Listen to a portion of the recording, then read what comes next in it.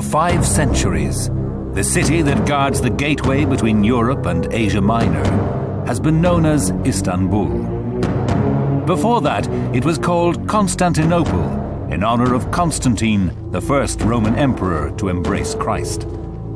A Christian island in a Muslim sea, it withstood every assault by the warriors of Allah. But in 1453, the Ottoman Sultan besieged the city with a new army of men who had sworn to lay down their lives for him. An army of slaves.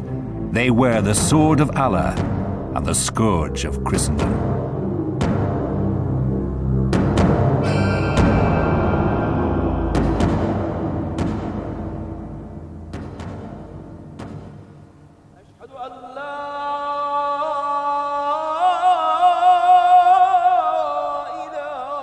In the 15th century, Christian Europe was faced with an unholy threat to its existence.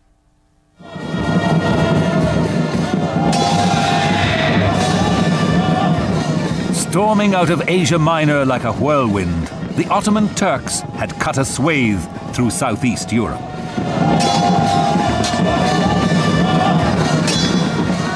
City after city fell, Christians trembled, and the Pope called for a new crusade against the heretics of Islam.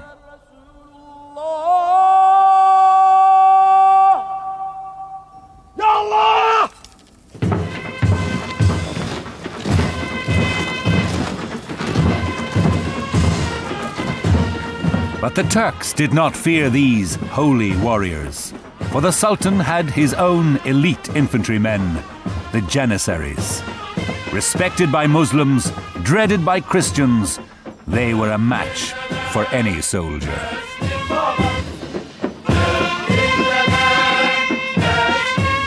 Bokra Haidar was a Janissary, a slave, the personal property of the Sultan. Islamic law forbade enslaving Muslims, but not infidels.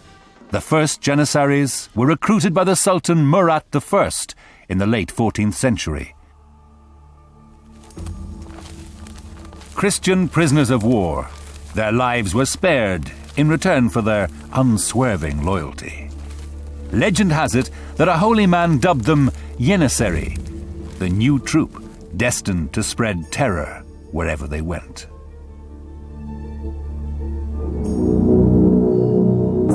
By 1438, with the Ottoman Empire growing faster than its army, the Sultan Murat II levied a tax on every Christian family under his rule. The payment? One of their sons to serve in the Janissary Corps. Every 7 years, the Sultan's officials scoured the country to collect the tax.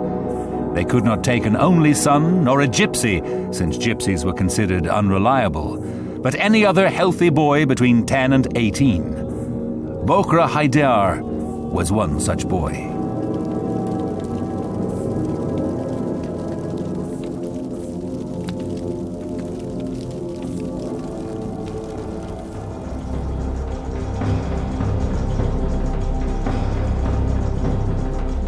From their Balkan villages, thousands of recruits were marched south to the Sultan's capital of Edirne, in what is now European Turkey. At Edirne, Bokra Haidar was given rigorous mental and physical examinations. How he fared would decide his type of service. The most gifted were sent to the exacting palace school, the Enderun Collier, to form the future military and political leadership. Though slaves, these elite officers could not be bought or sold. The majority of boys, however, were destined for the rank and file of the Janissary Corps. They included Bokra Haidar. But first, he was sent to the estate of a Turkish noble to work as a farmhand. There he learned the Turkish language and faith and surrendered his Christian name for a Muslim one. He had already been circumcised. 3 or 4 years later, he returned to Edirne to learn a trade: masonry, carpentry, or blacksmithing.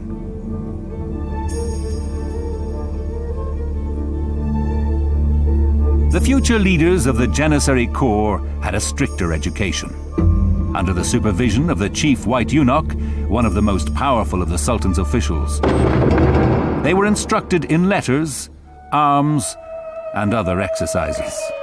After 7 years, the top graduates would become personal servants of the Sultan.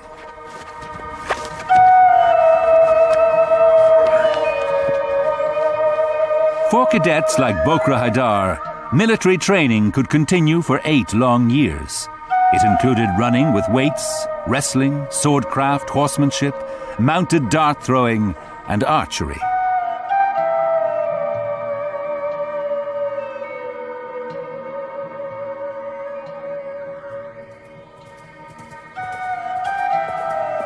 They have the adroitness to shoot their arrows so very accurately that they hardly ever fail to hit man or horse.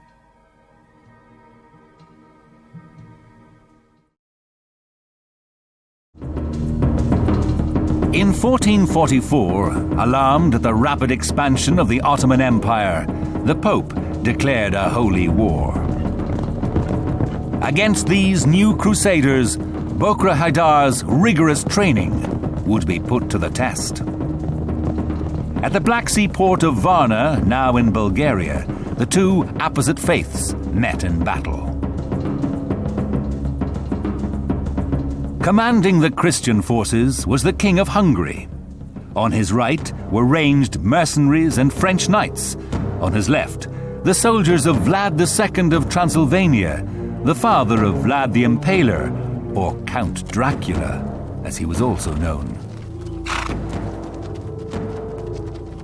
Across the field, the Sultan, Murat II, placed himself in the center with his trusted slave soldiers. The Janissaries before him, and behind them the camels, and a trench is made up all around, and a rampart heaped up next to it.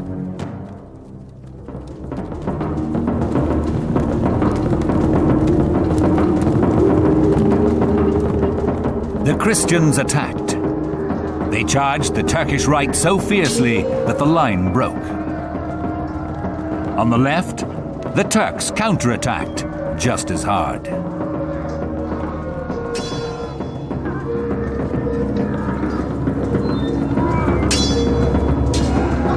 The battle went on until the afternoon, and heads rolled on the field like pebbles. By evening, weakened and facing defeat, the Ottoman army began to melt away. Soon, only the Janissaries remained. The Janissaries sought out a place at the foot of the mountains among some gorges and tall heather, so that the enemy could not notice that there was any trench before them. And leaving the first trenches, they pretended to take flight. As the Christian troops led by the King of Hungary surged forward, one of his generals struck a note of caution. You don't want to fight the archers in the hills, for they will kill your horses and your men will be lost. No two Janissaries carried the same weapons, save for the bow. It was made from layers of animal sinew stretched over a maple core. Horn formed the center joint and grip. Bokra Haidar had long ago mastered the use of this powerful weapon. Now, he used it to rain arrows into the massed ranks of crusaders.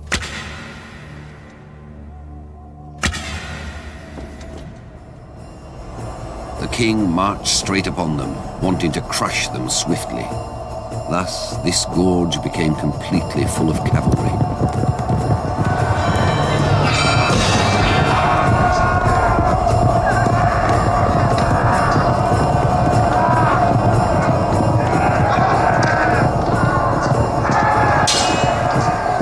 Then, leaping out, the Janissaries beat them and killed them as they wished.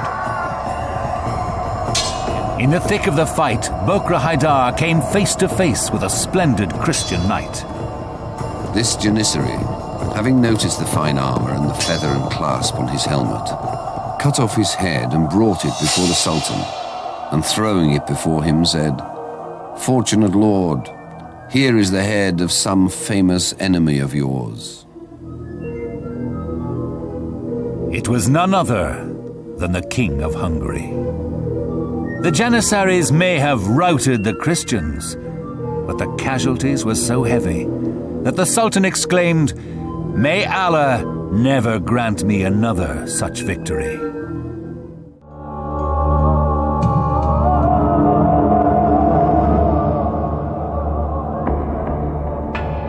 Bokra Haidar was rewarded for his services at Varna with promotion.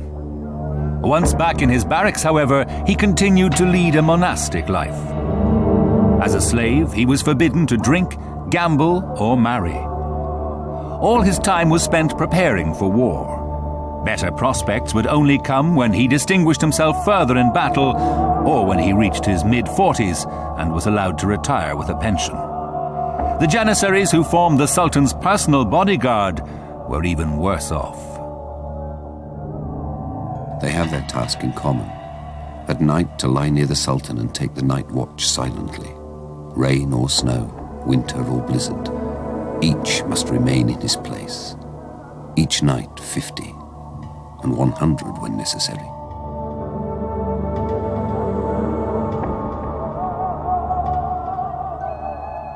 But even slaves had to be kept satisfied if their loyalty was to be kept. Bokra Haidar received an allowance for weapons, a bonus whenever a new sultan took power, not to mention his regular wages. Wages are paid by the imperial court every quarter year in full and without fail, and it also gives them clothing once a year. The Sultan's money was well spent. Fear preceded the arrival of the Janissaries. Victory invariably followed. Even their music, crashing cymbals and pounding drums, was dreaded. Unstoppable, they swept through the Balkans like a scythe through hay. Bokra Haidar served under a corporal in a squad of 10, with its own pack horse, tent, and treasury. They are diligent and get up early in the morning. They are frugal when on the road and live on only a little food, a little badly baked bread and some raw meat. Their camps were well kept, their latrines well ordered, their ranks well disciplined. Cowardice, disobedience, and desertion were punished by death. Yet so devoted were the Janissaries to Allah and each other that it was said 10,000 of them could be led by a thread.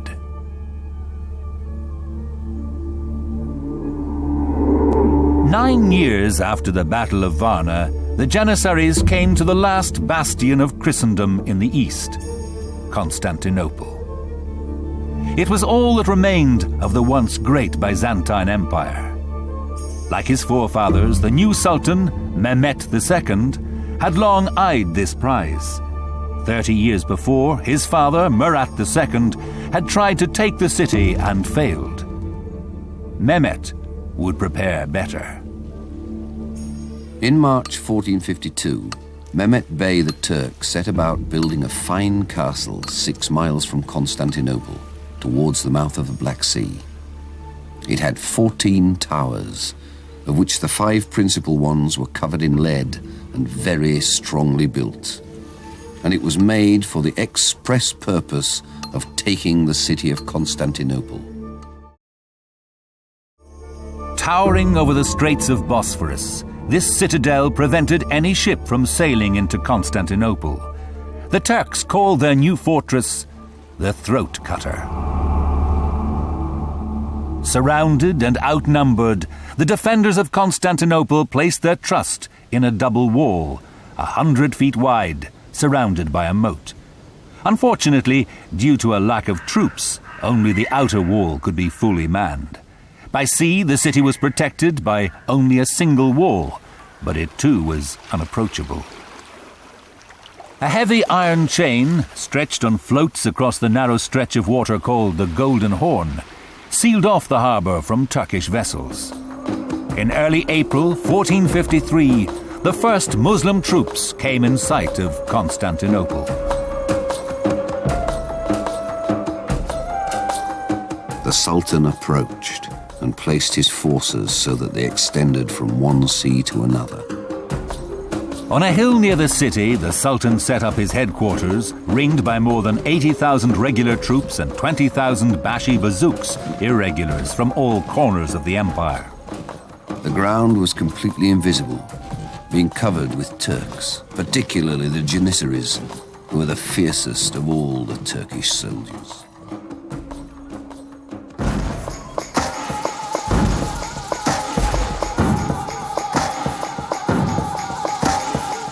The attack began on the 6th of April with a thunderous bombardment from the Sultan's 12 massive siege guns and 50 smaller cannon. Huge chunks of the city walls collapsed, but under the cover of darkness, the defenders rebuilt them. The Turks fared no better by sea. Their first attempt to capture the Golden Horn ended in disaster as Christian galleys showered them with burning arrows. Many ships were lost, along with 12,000 men. Enraged, the Sultan had his admiral flogged, while his possessions were distributed among the Janissaries.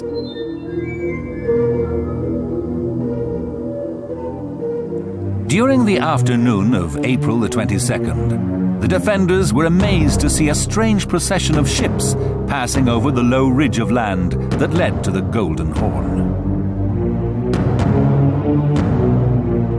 Unable to get past the chain, the Turks had built a timber roadway so that their ships could be towed into the Golden Horn on wheeled cradles. The Greeks watched with horror as more than 70 Turkish ships slithered into their harbour, threatening the northeast of the city. Aware that the great assault was near, Bokra Haydar's spirits soared. Allah would make a special place in paradise for the first Muslim to set foot in Constantinople.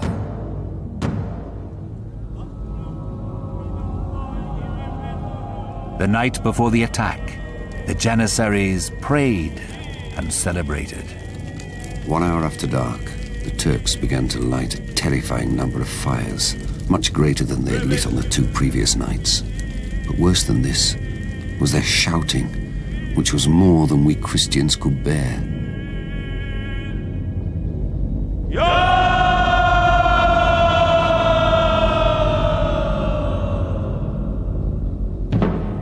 At dawn on the 29th of May, the defenders, just 7,000 in number, heard an even more chilling sound. The Janissary musicians were beating out the march of attack.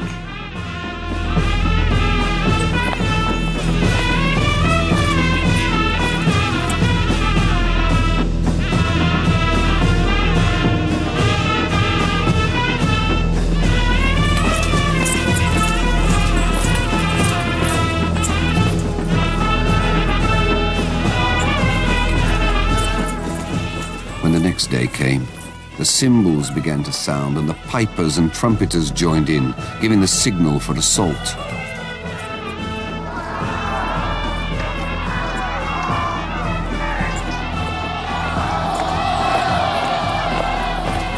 After several hours of desperate fighting, the first wave of Bashi bazooks had made little progress. The Sultan decided to send in his crack troops. My Janissaries, my children, you have shown your bravery wherever I have campaigned. Now, it is through you that the city will be captured.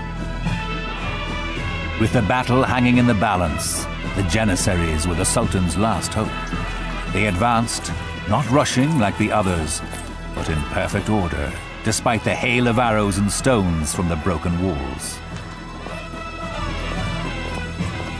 The Sultan himself rode out with a great array of troops. He chose to fight in front of the breach in the walls with a contingent of brave young Janissaries, and there were more than 10,000 of them, fighting with the courage of lions. Vying with each other for glory, the Janissaries hacked their way through the breach in the improvised stockade, forcing the defenders back against a ditch and the city wall. As the Turks pressed on, the defense crumbled, and the cry went up, "The city is taken." Rather than suffer the ignominy of surrender, Constantine XI, the last Byzantine emperor, plunged into the fray and was killed. Thousands more were slaughtered, 50,000 taken as slaves. Having gained the laurels of victory, the Janissaries now sought the pick of the plunder. Decades later, the Turks would still refer to men who owned wealth above their station as those who took part in the siege of Constantinople. Having conquered the great city, the Sultan adopted it as his new capital, renamed it Istanbul, and ushered in a golden age for the Ottoman Empire.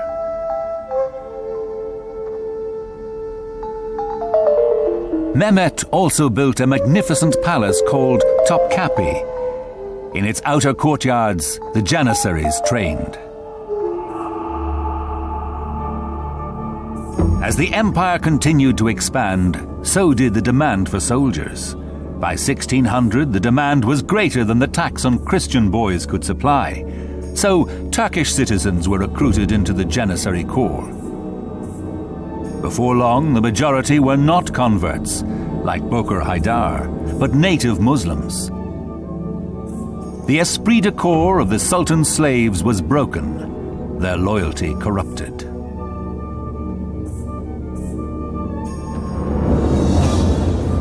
Over the next 2 centuries, the Janissaries dominated not the battlefield, but the court, intriguing with the women of the harem and plotting to assassinate successive sultans. In 1826, when Sultan Mahmud II tried to abolish the corps, the Janissaries mutinied.